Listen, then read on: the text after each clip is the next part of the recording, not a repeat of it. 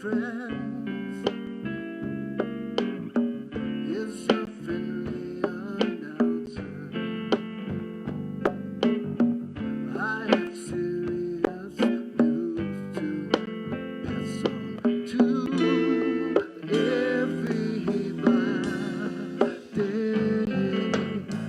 What I'm about to say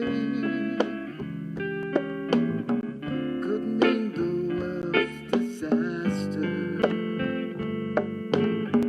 could change your joy and laughter to tears and pain. It's that love in me, of love today. Don't delay, sing yours and right away. It's gone round, breaking many hearts. Stop it please, before it's gone too far.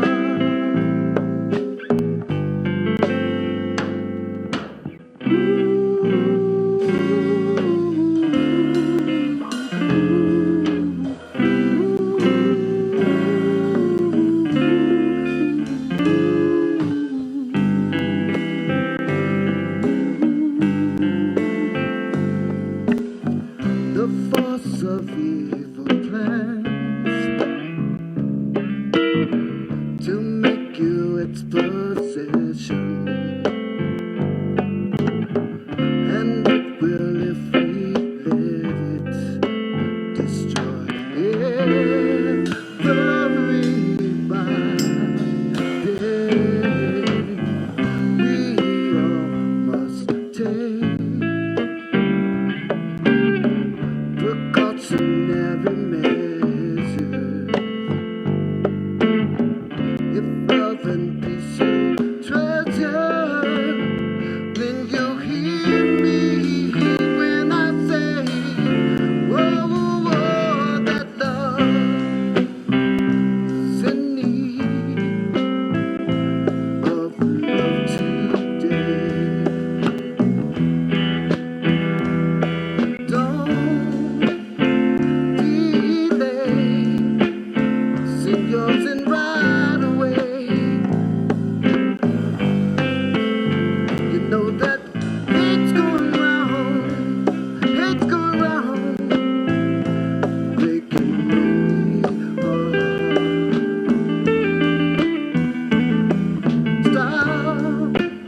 Stop it please, before it's gone too far. It's up to you, 'cause love's in need of love. Did you ever think that love would be in need of love today? Don't delay, sing yours and right away.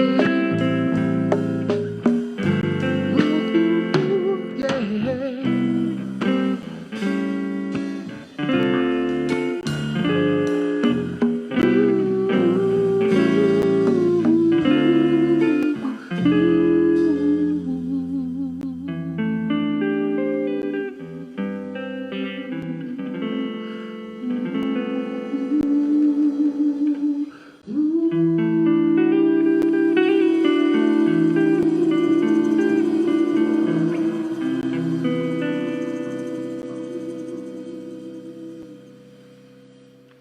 Good morning, Albuquerque Center for Spiritual Living.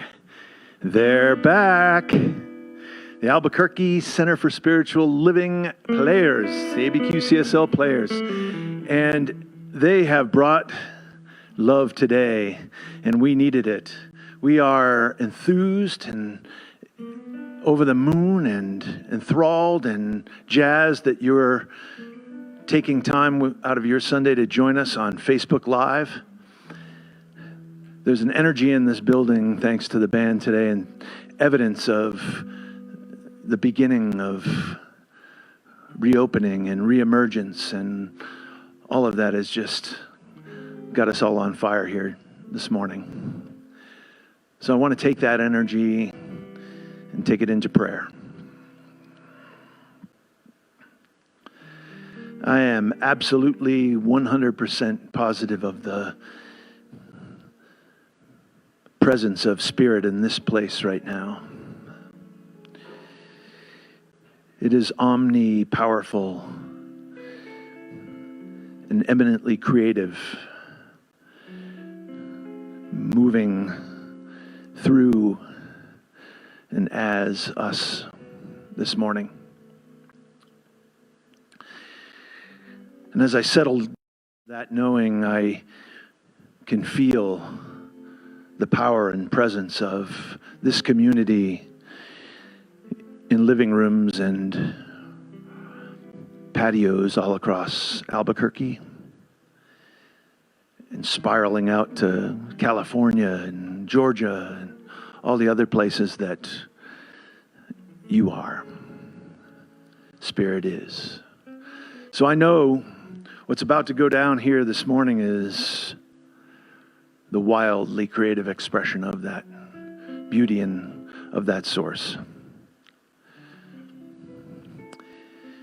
It's a wonderful, wonderful, wonderful thing that's going on here. As Reverend Rebecca Allen says, it is exactly the change that we called forth.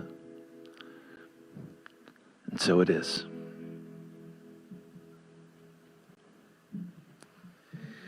For our candle lighting this morning,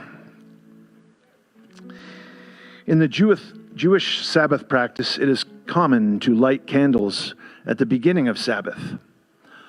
Often one will light more than one candle to symbolize the dividedness of the mind and self. Often we feel separated from Spirit, or even separated in our own selves. Today we light these candles, acknowledging the false sense of division and separation in our society right now, knowing that there is only one light source, and holding the prayer of knowing we are all sharing this one life, and any sense of divide dissipates in the one truth of love.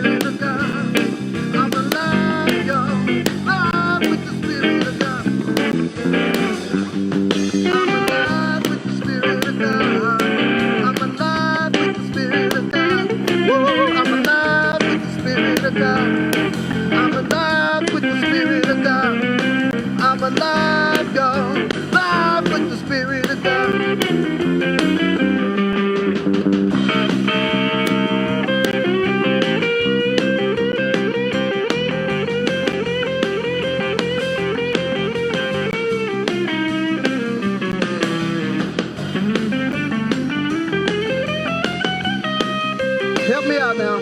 I'm alive with the Spirit of God. I'm alive with the Spirit of God. Woo! I'm alive with the Spirit of God. I'm alive with the Spirit of God. I'm alive, y'all. Alive with the Spirit of God. I'm alive with the Spirit of God. I'm alive with the Spirit of God. Woo! I'm alive with the Spirit of God. I'm alive with the Spirit of God. I'm alive, y'all. Alive with the Spirit of God. I'm alive, y'all. Alive with the Spirit of God. I'm alive, y'all. Alive with the Spirit of God.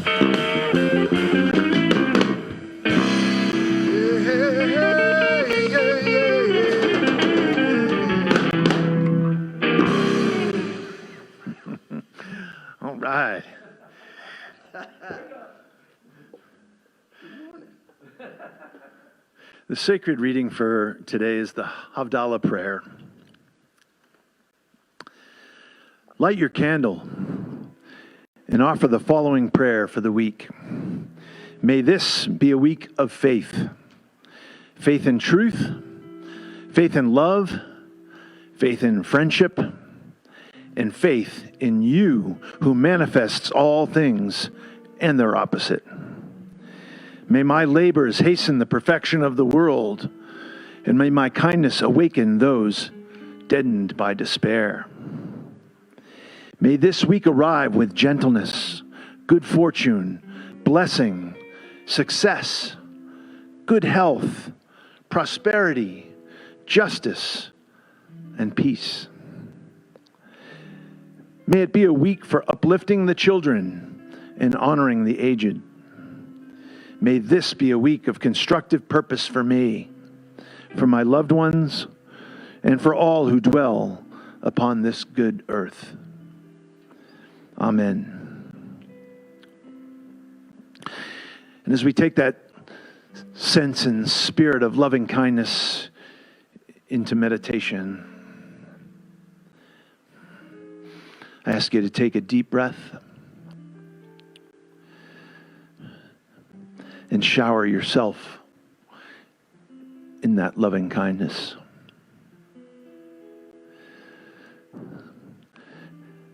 And say to yourself, may I be the power and presence of peace. May I know my value. May I be a light to those in need of love. And now call to mind a little child in your life. Picture their shiny, smiley, giggly face. Take them by their little hands and tell them, may you be the essence of happiness. May you be a conduit for unbridled joy. May you be strong and live long. Now call to mind an aged person in your life. Hold them softly and gently and tell them, may you be the example of wisdom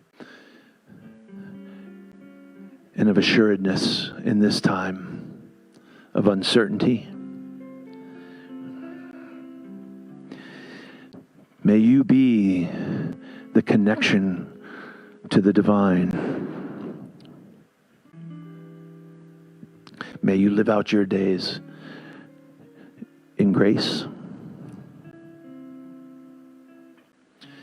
And now picture the outstretched arms of all beings all across the planet. And join with them in saying, may you be the spirit of oneness. May you be happy and strong and grateful. May you be love. And so it is.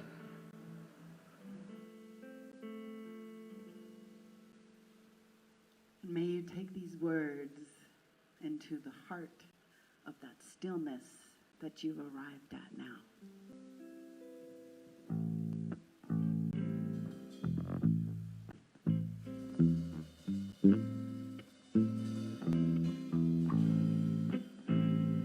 The breath of God is breathing me and resting in the breath of God. I know that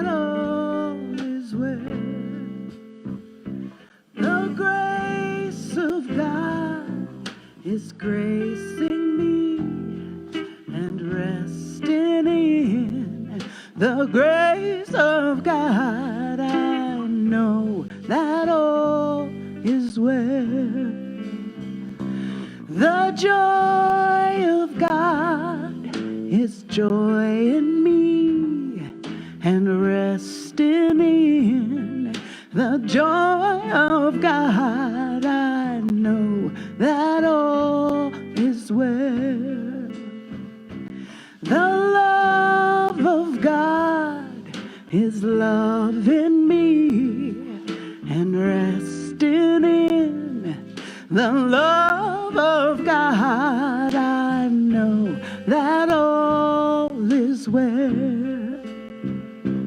The breath of God is breathing me and resting in the breath of God. I know that all is well.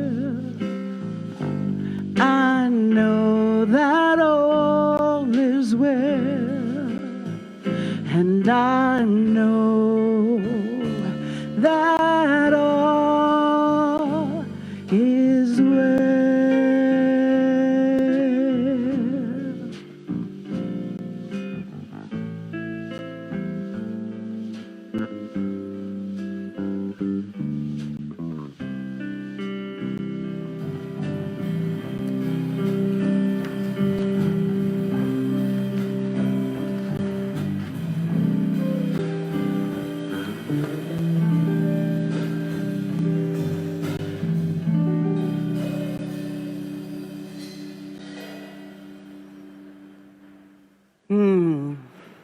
So I want to get started this morning with sharing a story with you.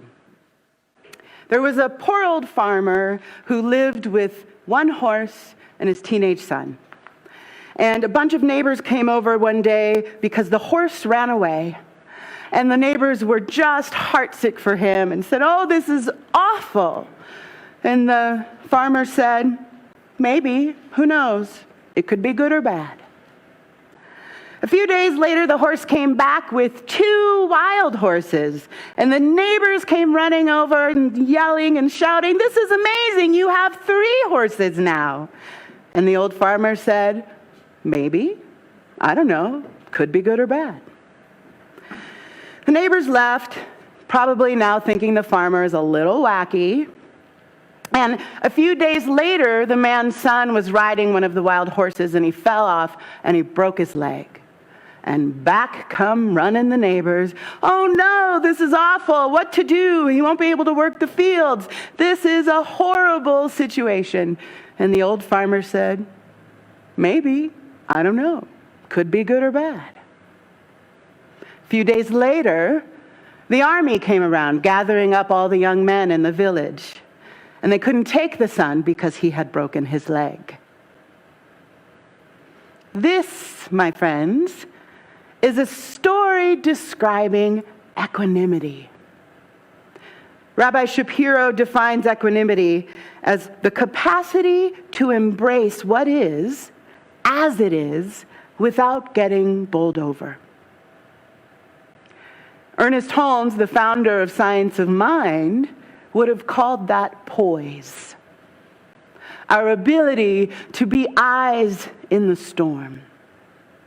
Our ability to hold and look right in the face of what is happening and just sitting and resting in faith.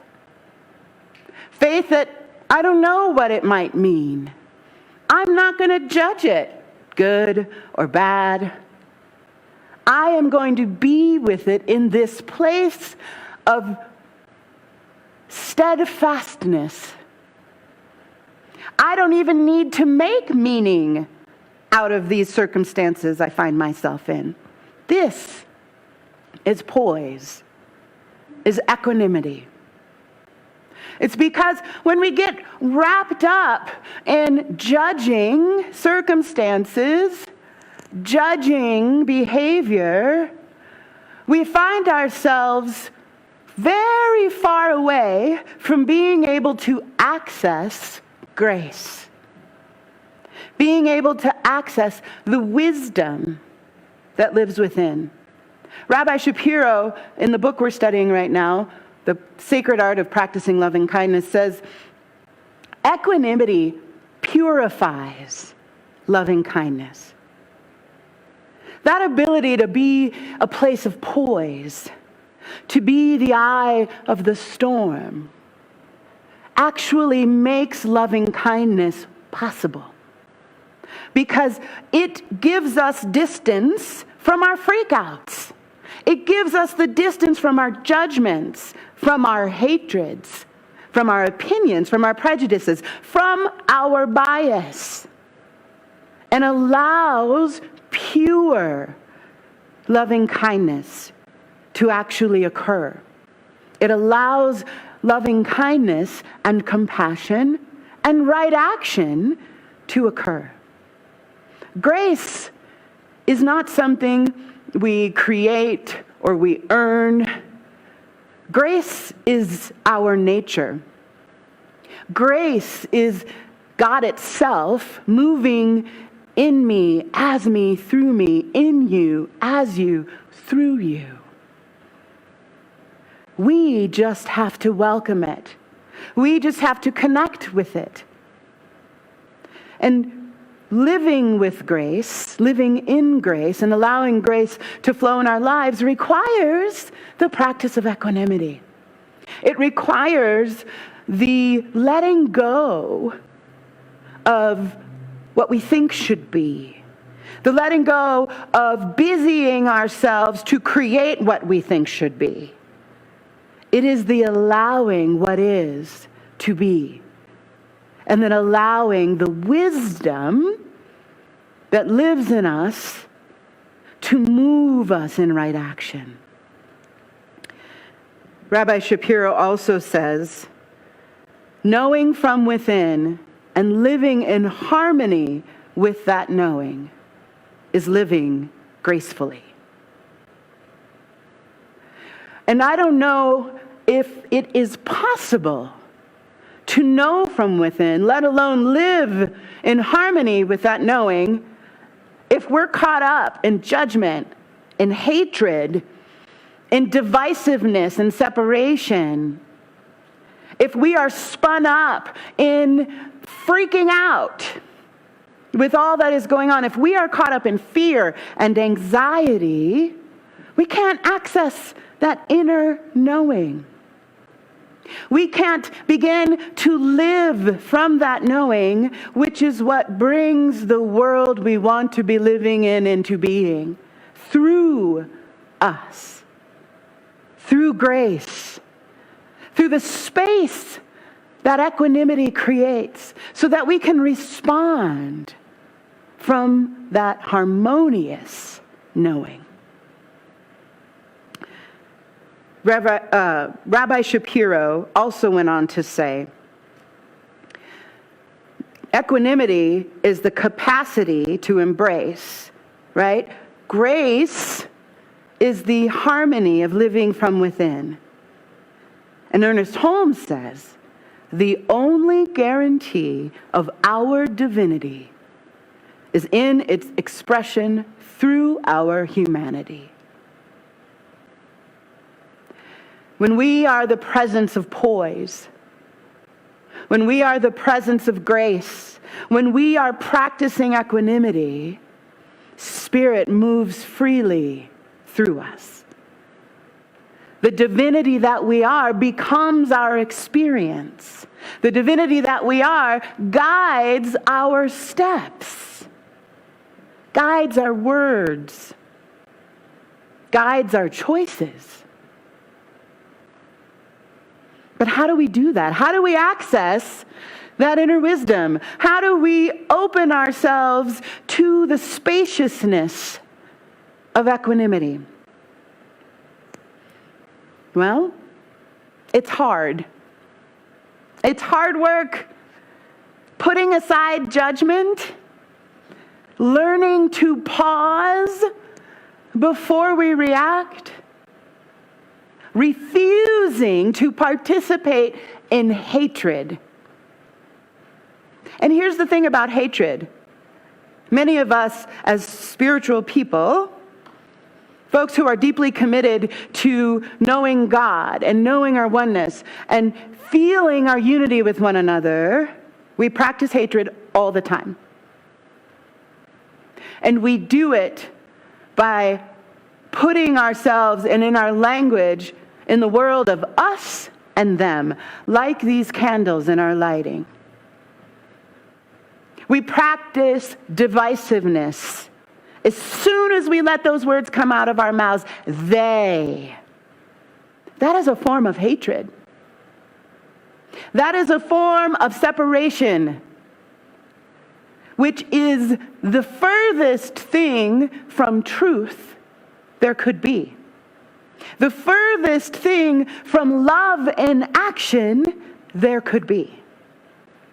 And it is hard not to fall into us and them.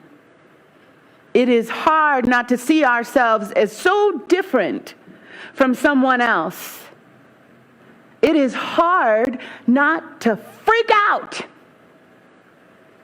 especially in this moment in history.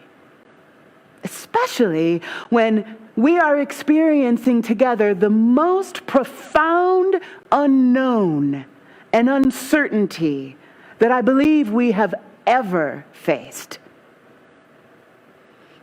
Which means it is critical that we learn how to access the spaciousness of equanimity. It is critical that we learn how to tap in to the knowing that lives in each one of us, so that we can live gracefully, so that we can be at choice for how we respond, for how we choose, for how we change. The vision of the Albuquerque Center for Spiritual Living is we live one in purpose, one in spirit, transforming the world. And the mission, the way we intend to achieve that, is to transform our own lives and be a transformation in our communities. To be the love in action that each of us is called to be. We have to identify and discern and be willing to transform. But the only way we can identify what actually needs to be transformed in ourselves. And I can hear you right now in my head. I can hear you through the camera, literally. I can hear you saying, we're whole, perfect, and complete. We don't need to change. I don't need to transform. I'm a child of God. Really? That is absolutely true. You are whole, perfect, and complete. But are you acting like it? You are a child of God. But do you feel that truth? If you can't answer yes to both of those questions, then you have been invited to transformation. You have been invited to change. And I believe our entire globe has been invited to transformation and change. And it is up to each of us to say yes to that individual invitation and to that collective invitation. And we can't do it if we do not know how to access the wisdom, the God voice, the knowing that we know in the center of our being. Because we must rebel against the untruths in the choices and the activities that have led us to this moment. We must rebel against the own ridiculousness in our own heads and say, no, I am not worthless. No, I am not stupid or too fat or poor that I am unable to be God and love in action. We must rebel against all of the falsehoods that are in the way of our wholeness, of our perfection, of our absolute divine nature. I want to share a bit of a reading from Lady Julian of Norwich, who was a 14th century mystic. And she wrote Revelations of Divine Love, which is the earliest surviving book in the English language written by a woman. And in it she says, "This beloved soul was precisely knitted to God in its making, by a knot so subtle and so mighty that it is one with God. It is one in God. In this oneing, it is made endlessly holy."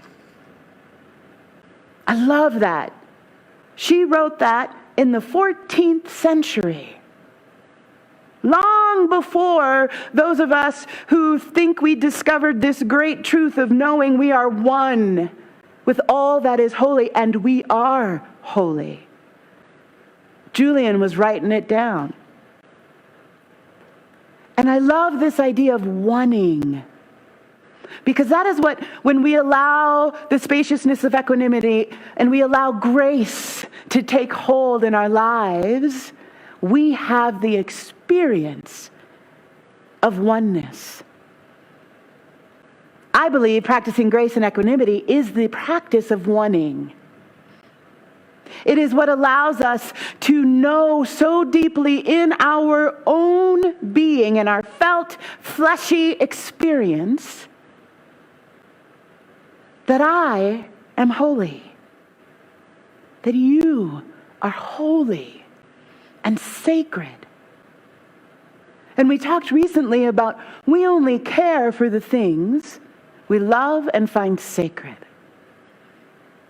And so for the love of all things holy, I want you to say yes to finding yourself sacred and holy.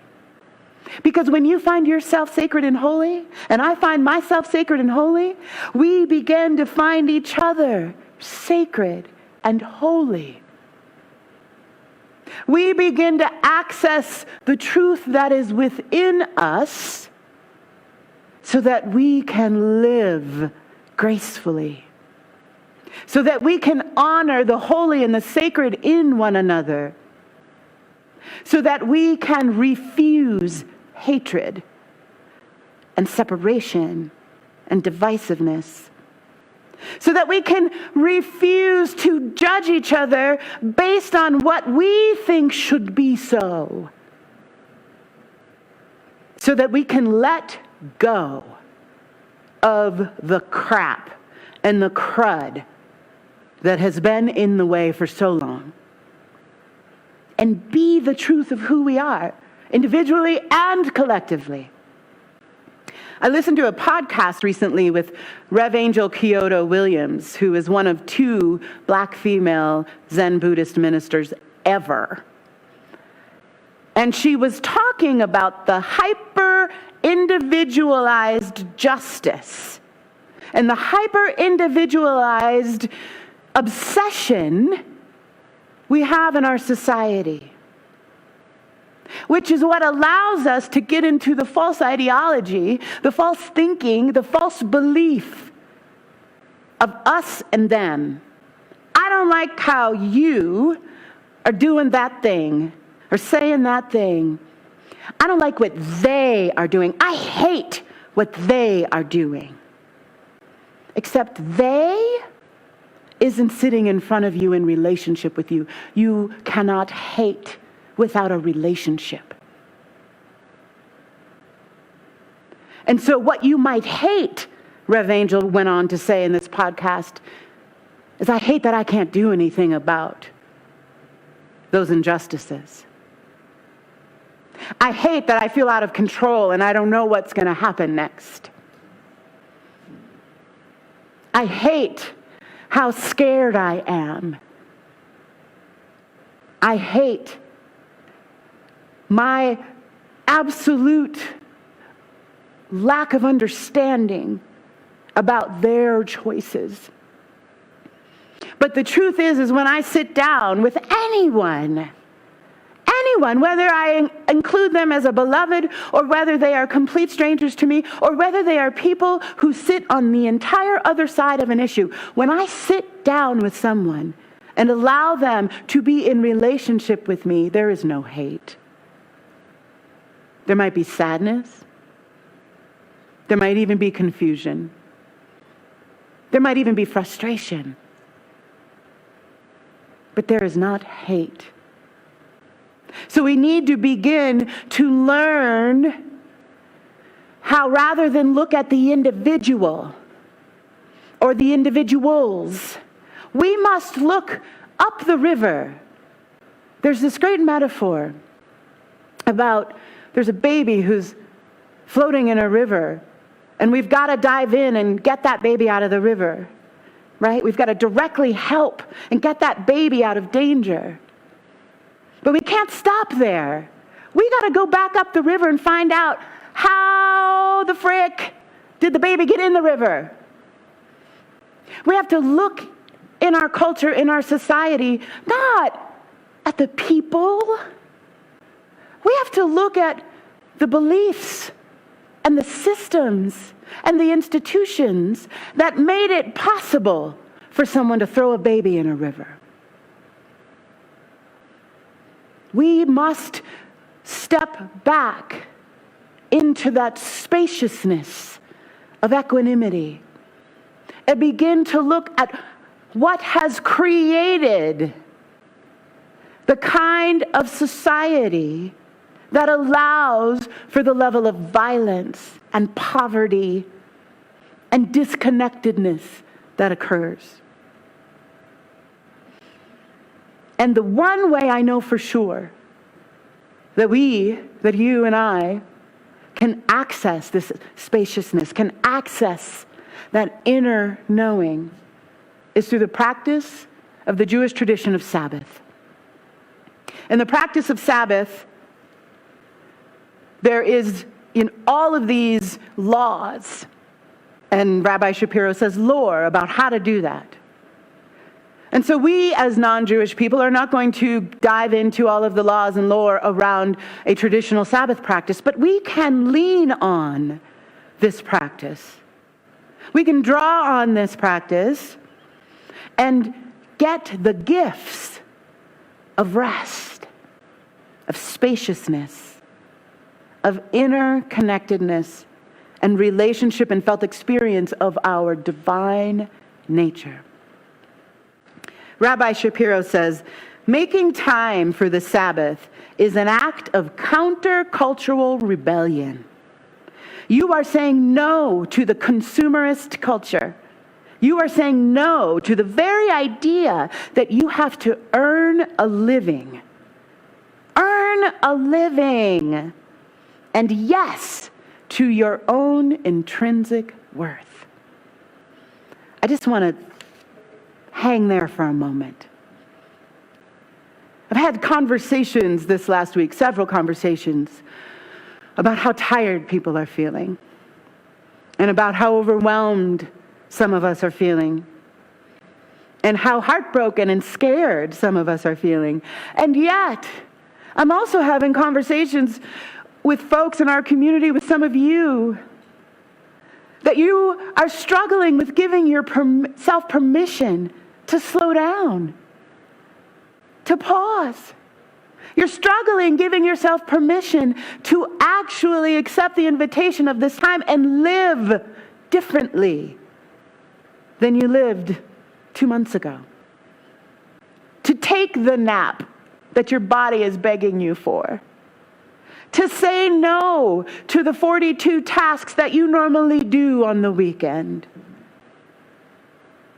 This time has been gifted to us so that we can go deeper into relationships with our own nature and what actually matters to us. What actually matters to you? What have you discovered in the last couple of months that has risen to the surface as deeply valuable and important? Put it in the comment feed. I would love to know. Because what I have discovered in this time, in my own absolute shift in the way of being, is I had been telling a story to myself that I was really good at boundaries and saying no. I was getting really good at minding my schedule. And you know what I've discovered this last couple months? BS. Not true. I may have been better than I was before, but I hadn't really slowed down. I hadn't really learned how to say yes to what was truly mine and no to what wasn't. The one thing that I have been doing for quite a while now, for years, is practicing Sabbath, and thank the holy ones, because it is what has allowed me to even discover in these last couple of months that I might be BSing about some things. And that this invitation that Spirit has given me in this time is to get even clearer, to rebel even more, to be in the countercultural practice of spiritual being, of spiritual living. And so I have been astounded, really, in my life in the last couple of months of the amount of rest I actually need. The amount of downtime I really need. And I am now instituting 2 days of Sabbath a week. And in our culture of busy and productivity and earning our lives, sit with that for a minute. Is that the dumbest shiznit you have ever heard? That you have to earn your life? I beg to differ. You are a child of God. There is no earning. You are whole, perfect, and complete as is. There is no earning that either.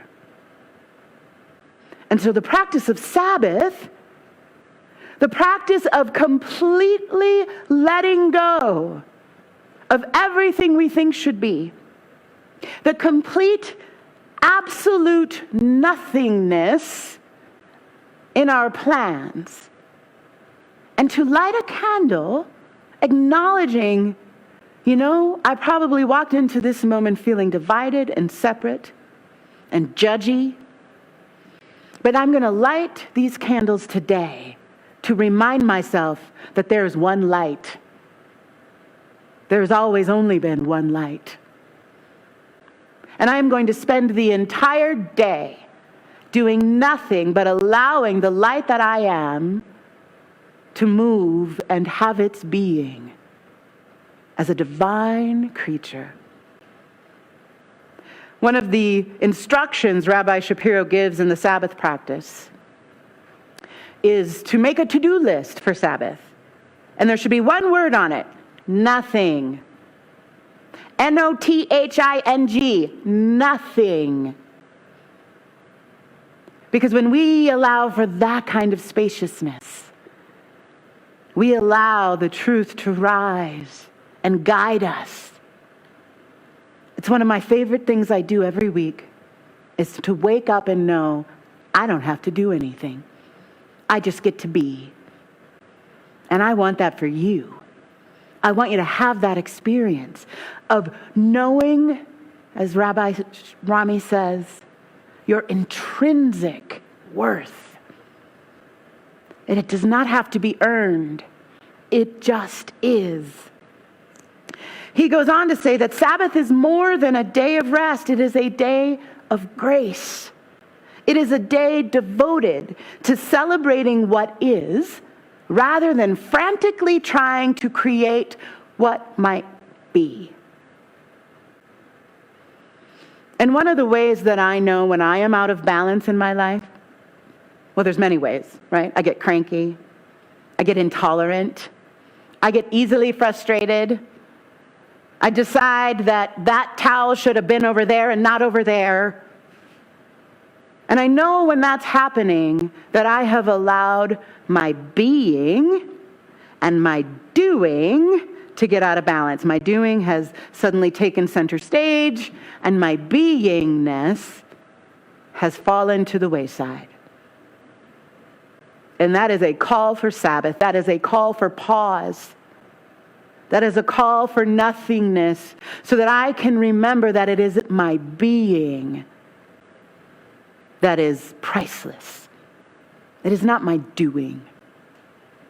And when I am connected to that place of being, when I am living harmoniously with that inner knowing, my doing is just a natural outpouring of my being.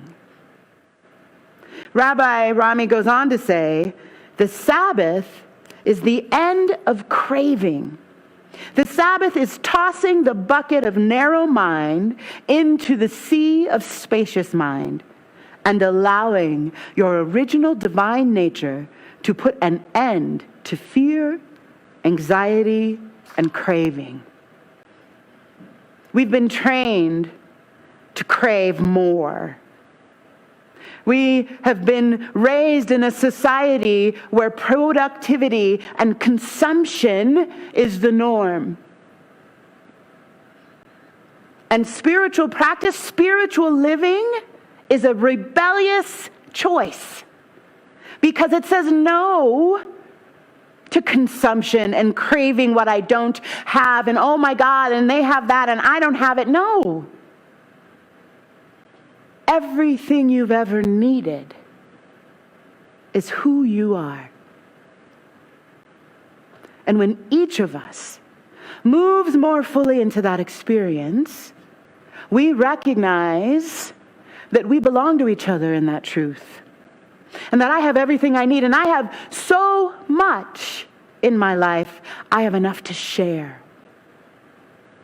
I have so much in my beingness, I have enough love to give freely, gracefully. When I say no to earning my worthiness, when I say yes to prioritizing 2 days a week my own beingness, this is the beginning of a world that works for everyone. This is the beginning of absolute removal, liberation, and freedom from separation and hatred. This is the beginning of the world we want to be living in. So I'm asking you, join me in this prayer and declare your sacred yes. Your sacred yes to who and what you are as divine, grace-filled, spacious-minded, spiritual humans. Join me in prayer.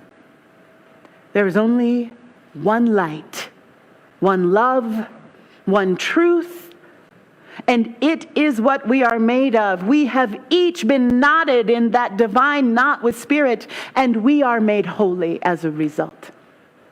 There is no other possibility. The holiness and sacredness of each one of us is also the truth of our collective humanity and world. Every sentient being is true in this one.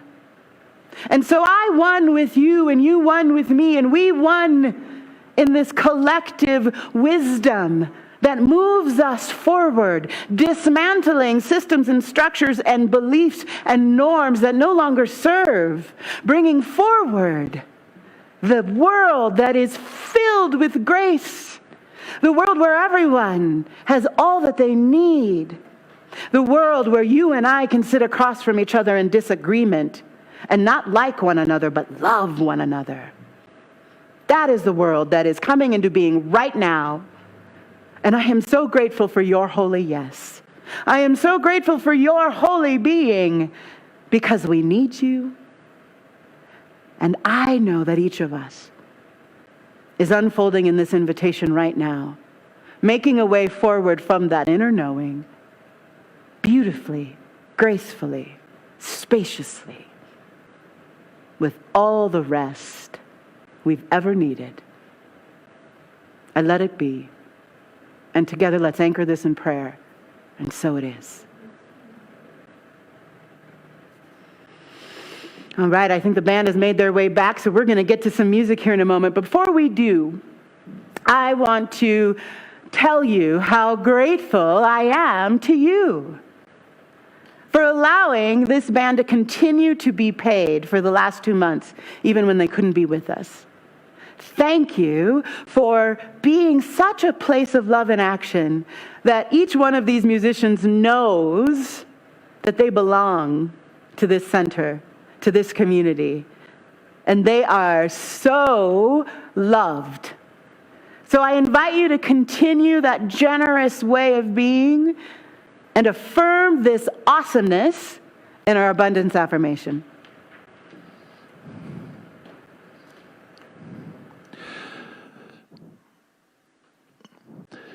My life is a demonstration of loving kindness, and my gift is my expression of gratitude. I give with love, kindly and joyfully expressing my gratitude for my community. Ashe, Aho, Yes, Amen. And so it is. So celebrate with me in this song, knowing that we are so abundant in our holiness.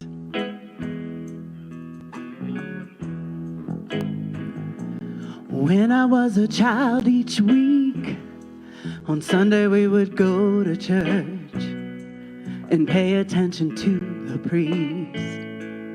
He would read the holy word and consecrate the holy bread, and everyone would kneel and bow. Today the only difference is everything is holy now. Everything is holy now.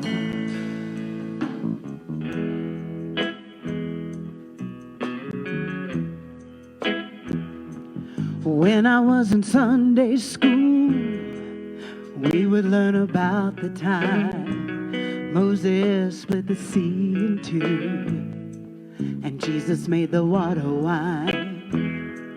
And I remember feeling sad that miracles don't happen still. But now I can't keep track, 'cause everything's a miracle. Everything's a miracle.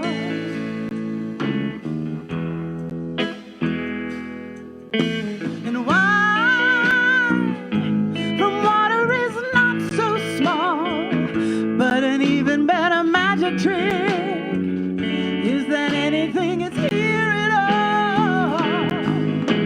And so the challenging thing becomes not to look for miracles, but finding where there is not one.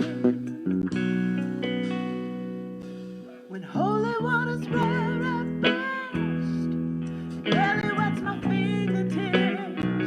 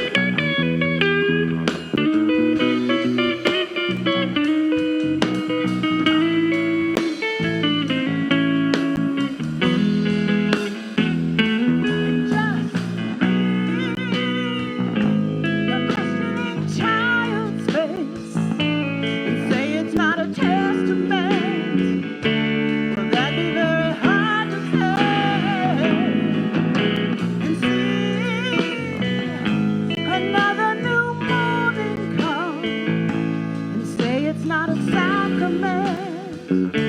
I tell you that it can be done. Well, this morning outside I stood and saw a little red-winged bird shining like a burning bush and singing like a scripture verse. It made me want to bow my head. It's funny how things change since then, when church let out, 'cause everything is holy now. It used to be a world out there, heaven second rate held me down, but I walk here with a reverent air, 'cause everything is holy now.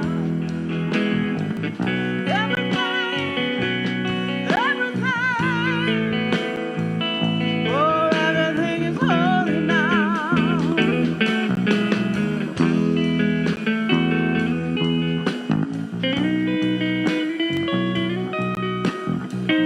Everything is holy now.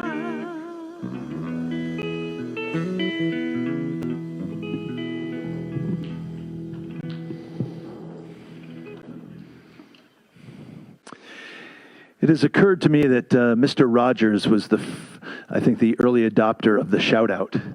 At the end of Mr. Rogers' Neighborhood, he used to hold up a mirror that had been punched out, and they had some early graphics that would spin around, and then the graphic would dissolve, and he'd be looking out through this hole in a mirror and shouting out to the children that were watching him. Our cell phones have kind of become a approximate of that. Because I see right now Stephen Scalf on his porch. I see Renee Ford, whose cat has mastered the art of Sabbath. I see Bonnie Chavez deeply enjoying the aromas and smells of cooking breakfast, getting ready to take a nap when the service is complete. I see Ro learning to be in the moment. Thank you all for sharing on this stream. It's very meaningful. So what I want you to do for the rest of the time we're together is put on the feed your contribution to what ways you will rest from worry, anxiety, and stress this week. Let's fill up the feed with ideas for ways we will rest from worry, anxiety, and stress this week. Just a few announcements. If you are new to ABQ CSL, we invite you to head over to our website to learn more about us and sign up for our newsletter. And we have a community forum where you can get online and connect with people. That's at abqcsl.org. Share your inspirations and experiences and needs and offerings with your community members on that butterfly net, which is our community forum on our website. Again, abqcsl.org. If you're in need of prayer support, we have practitioners that will hold you in prayer all week. You can access that by sending your request to prayer@abqcsl.org. Coming up this week on Wednesday, prayer and meditation service, 6:30 p.m., streaming on Facebook Live, just as this service does. You don't have to be a member to watch. You just go to Facebook/ABQCSL. Immediately following that service and immediately following this service, this is our last week of gathering together in fellowship on Zoom. You'll see the link to that at the top of the Facebook feed right now. We're going to make way for reallocating our resources and ways to on our path toward being able to be together face to face. And finally, later this month, Spiritual Practices and Principles online. It's our online course. Joy Lynn Hertz and the amazing J.D. Falk, Joy Lynn's amazing too, will be leading spiritual principles and practices starting on Saturday, May 30th. So to register, you can find that link on our Facebook page or the website as well. Sign up. You won't want to miss that course. It's going to be amazing. I love you all and have a great week.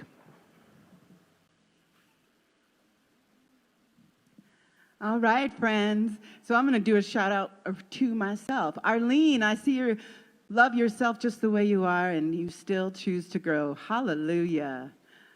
Kat Gordon, essential workers are working more at this time, not less, and I relish every moment off and not wearing a mask. I relish that for you, Kat. Renee wants to let us know that her cats are pros at Sabbath. Man, let the cats teach you. Rosandri is still working on catching herself and doing so that more spontaneously she can move into being. Amen, Ro. Me too. And Krista is a rebel. Yes, let us all be rebels this week. And join me in our closing song where we declare the building a new world together.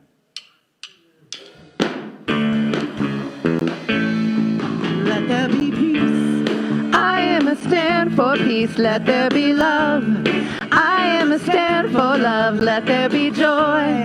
I am a stand for joy. We are making a new world now.